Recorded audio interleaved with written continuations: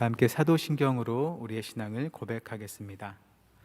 나는 전능하신 아버지 하나님 천지의 창조주를 믿습니다. 나는 그의 유일하신 아들 우리 주 예수 그리스도를 믿습니다. 그는 성령으로 잉태되어 동정녀 마리아에게서 나시고 본디오 빌라도에게 고난을 받아 십자가에 못 박혀 죽으시고 장사된 지 사흘 만에 죽은 자 가운데서 다시 살아나셨으며 하늘에 오르시어 전능하신 아버지 하나님 우편에 앉아 계시다가 거기로부터 살아있는 자와 죽은 자를 심판하러 오십니다. 나는 성령을 믿으며 거룩한 공교회와 성도의 교제와 죄를 용서받는 것과 몸의 부활과 영생을 믿습니다. 아멘. 다 함께 찬송가 440장으로 우리 주님 찬양하겠습니다.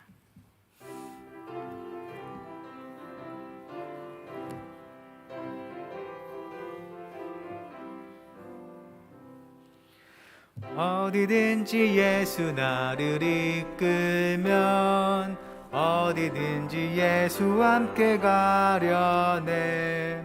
예수와 함께 아니 가면 낙없고 예수님과 동행하면 겁없네.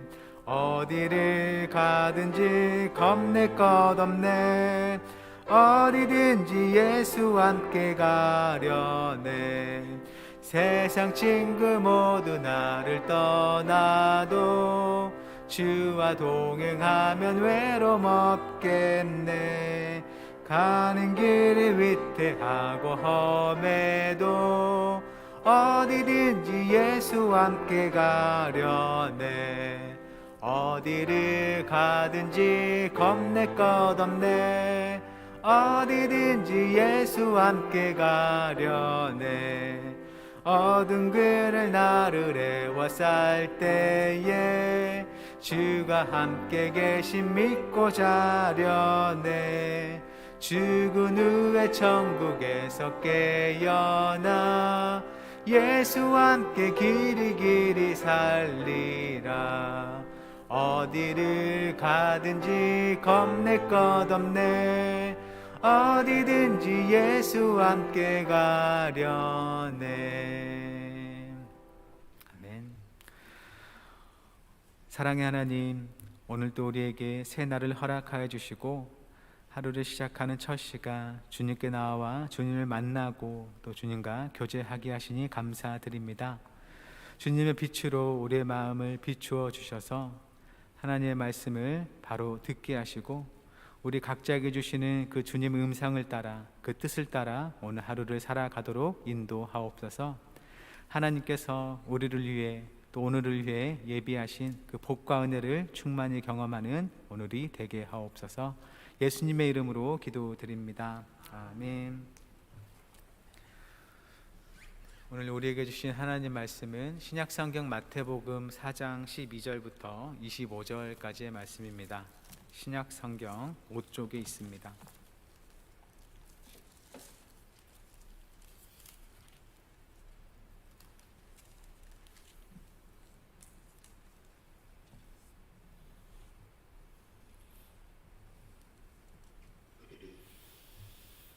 마태복음 4장 12절부터 25절까지의 말씀을 저 여러분이 한 절씩 교독하고 마지막 절 함께 읽겠습니다. 저부터 봉독하겠습니다. 예수께서 요한이 잡혔음을 들으시고 갈릴리로 물러가셨다가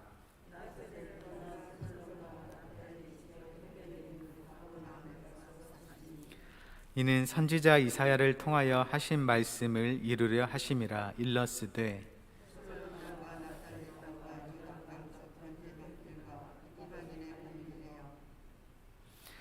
흑암에 앉은 백성이 큰 빛을 보았고 사망의 땅과 그늘에 앉은 자들에게 빛이 빛이었도다 하였느니라.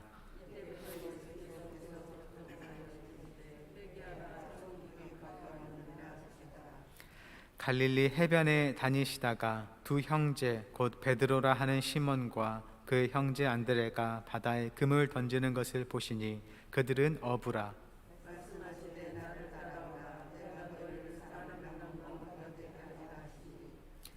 그들이 곧 그물을 버려두고 예수를 따르니라.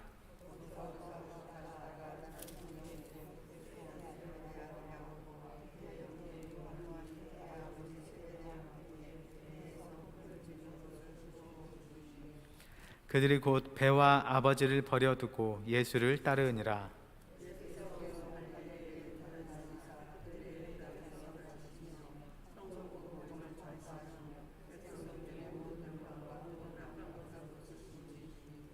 그의 소문이 온 수리아에 퍼진지라. 사람들이 모든 앓는 자, 곧 각종 병에 걸려서 고통 당하는 자, 귀신 들린 자, 간질하는 자, 중풍병자들을 데려오니 그들을 고치시더라. 갈릴리와 데가볼리와 예루살렘과 유대와 요단 강 건너편에서 수많은 무리가 따르니라. 아멘. 에바다 찬양대가 하나님께 찬양 드리겠습니다.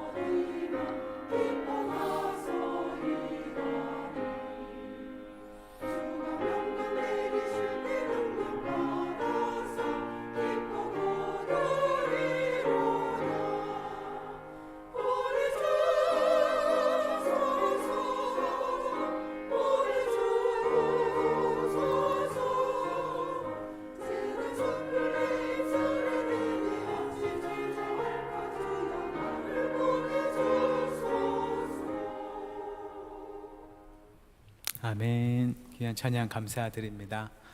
세상을 바라보시며 모두를 구원하기를 원하시는 그 사랑의 마음을 우리 마음에 담고 세상의 많은 사람들을 주님께 이끄는 우리 모든 성도님들 되시기를 축복합니다.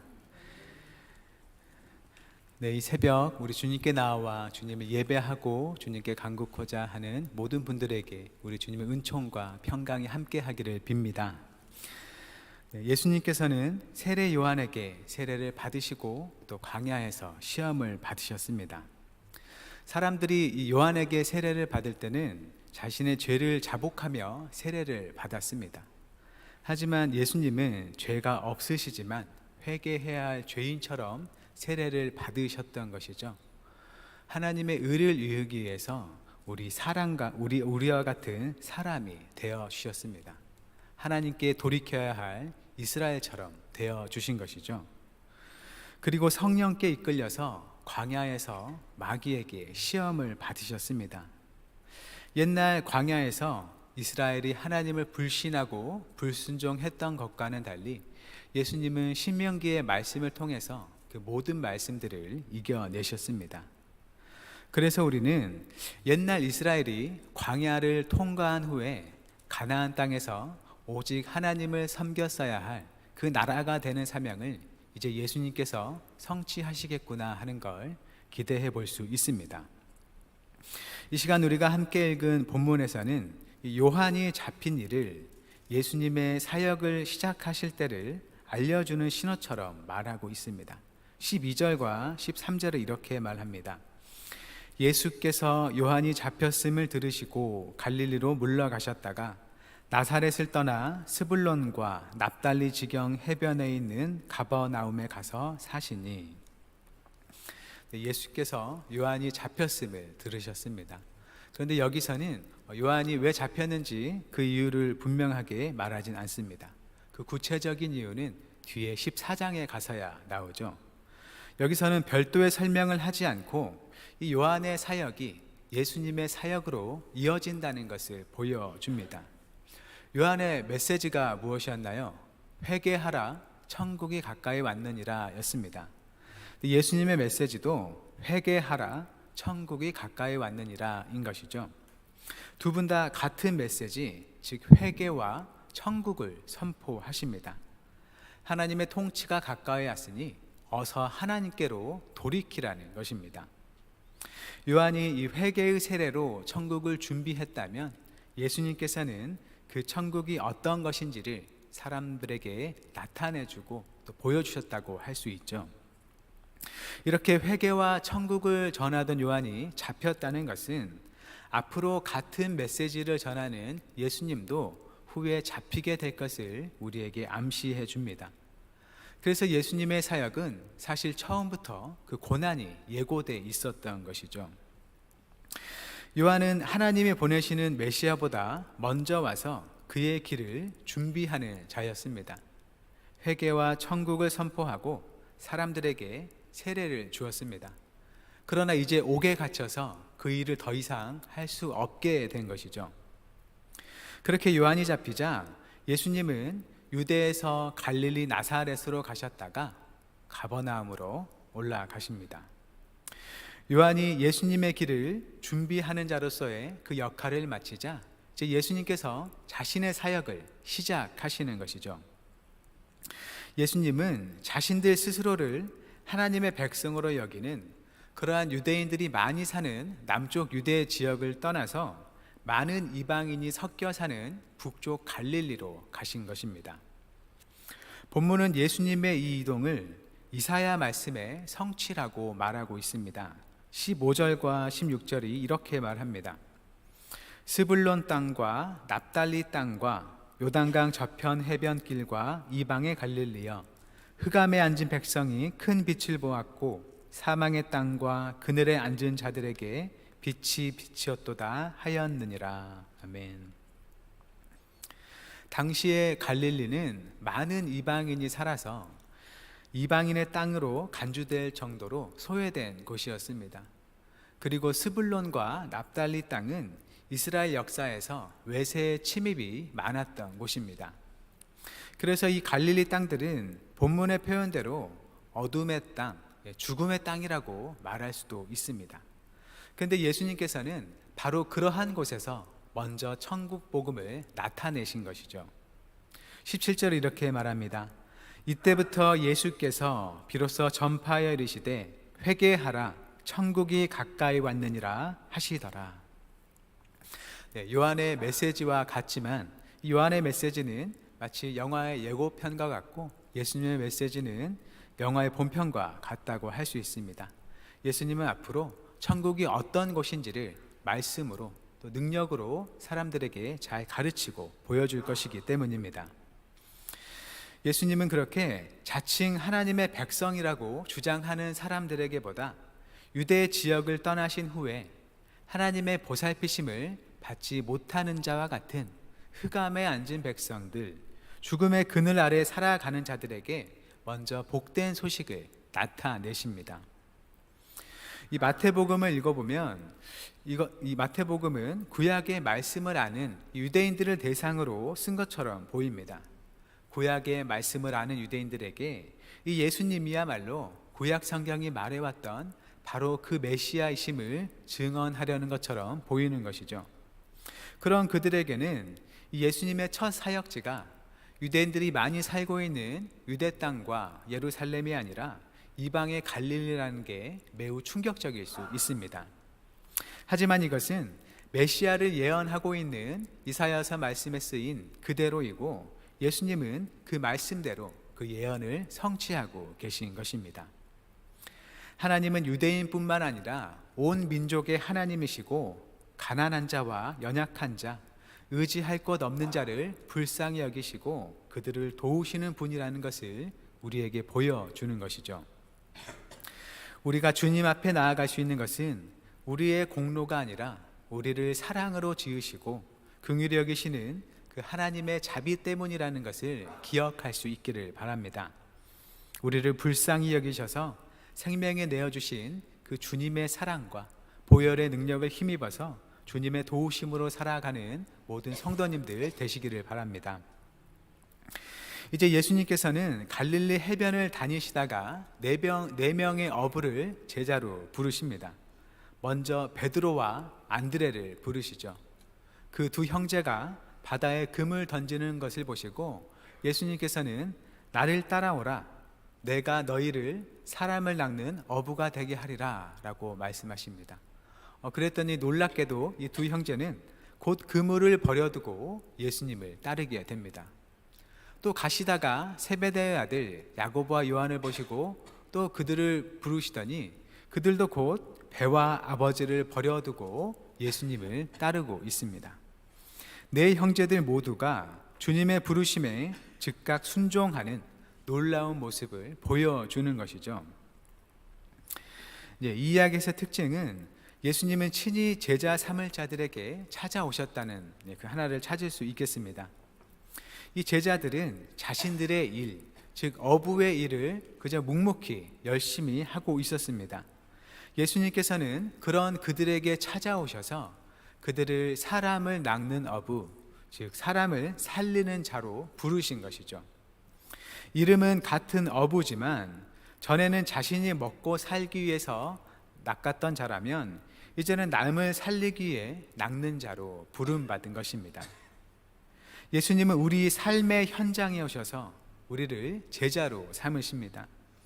우리가 있는 그곳에서 주님의 은혜와 사랑과 그 생명을 경험하게 하시고 내가 하는 일들로 생명을 살리는 일에 동참하게 하시는 것이죠. 주부면 주부, 직장이면 직장인, 또 학생이면 학생으로서 생명을 살리는 일에 참여하게 하십니다. 주님을 믿는다고 해서 나의 일과 나의 자리는 바뀌지 않을 수 있습니다. 하지만 그 모든 일과 삶의 방향이 주님의 생명을 전하고 주님의 사람들의 생명을 살리는 것으로 향하는 것이죠. 이제까지는 나를 위해 살았다면 이제부터는 주님과 세상을 위해서 살아가게 되는 것입니다. 세상을 살리고자 하시는 그 주님의 부르심에 응답하며 동참하는 것입니다.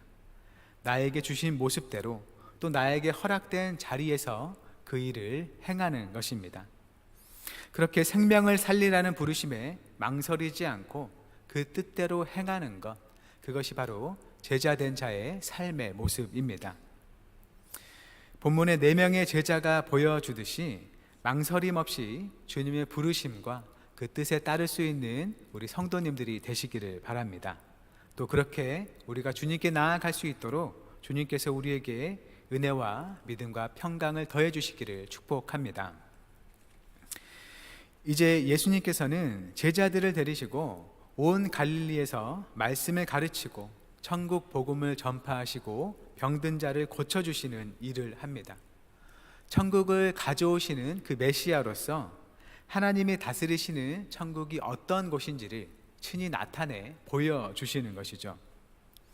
그래서 주님의 사역 때문에 예루살렘과 유대와 요단강 건너편에서까지 많은 무리가 예수님께 나아옵니다. 이 예수님의 은혜의 사역은 결코 한 곳에 머물러 있을 수 없고 그 은혜를 사모하는 자들에게 퍼져나가게 된다는 것을 보여줍니다. 우리는 바로 그 일에 참여하게 되는 것입니다. 말을 맺겠습니다. 예수님께서 온 인류를 위한 천국을 준비하시고 그것으로 모두를 부르고 계십니다. 이 일은 아무 값없이 이루어지지 않았고 주님의 고난과 주님의 핏값으로 이루어졌습니다. 우리는 그 값을 도무지 치를 수 없어서 우리에게는 선물로 주어졌습니다. 그런 주님의 은혜의 부르심에 감사와 믿음으로 응답하고 또한 그 부르시는 일에 우리가 함께 할 수 있기를 바랍니다. 우리가 각자 부름 받은 자리에서 주님의 말씀과 사람들의 생명을 위해서 살아갈 수 있기를 바랍니다. 우리에게 먼저 주신 그 은혜와 사랑을 풍성히 누리되 그 충만함으로 내가 있는 곳에서 주님의 나라를 나타내며 전하는 은혜가 우리 모든 한영교회 성도님들에게 가득하기를 주님의 이름으로 축원합니다.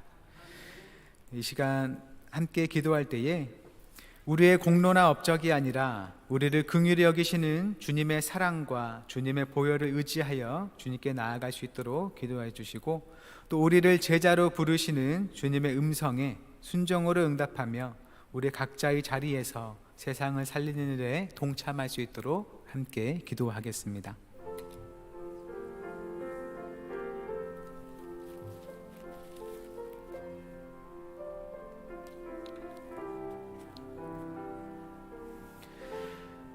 사랑의 하나님, 참으로 주님께서 세상을 바라보시며 이 세상에 작고 연약한 자, 가난한 자, 스스로 자기의 일을 행할 수 없는 그 많은 이들을 바라보시고 그들을 도우심을 우리가 믿습니다.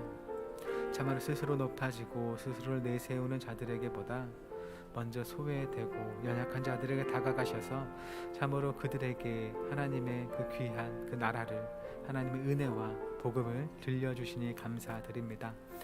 우리가 작고 연약하여질 때, 문제 앞에 쓰러질 때에 그런 우리를 돕기 원하시는 하나님의 사랑의 마음을 우리가 알며 주 앞에 나아가게 하옵소서.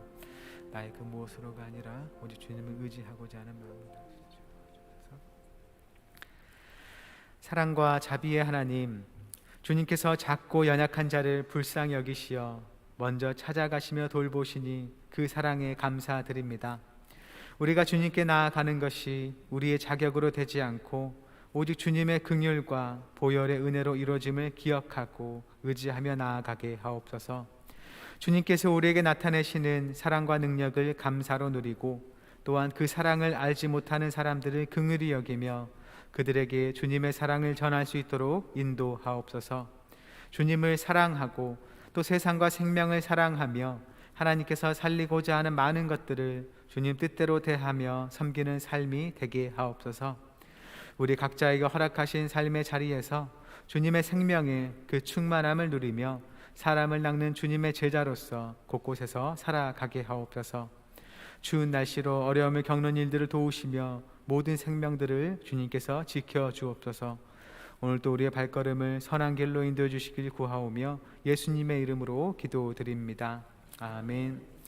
하늘에 계신 우리 아버지, 아버지의 이름을 거룩하게 하시며 아버지의 나라가 오게 하시며 아버지의 뜻이 하늘에서와 같이 땅에서도 이루어지게 하소서.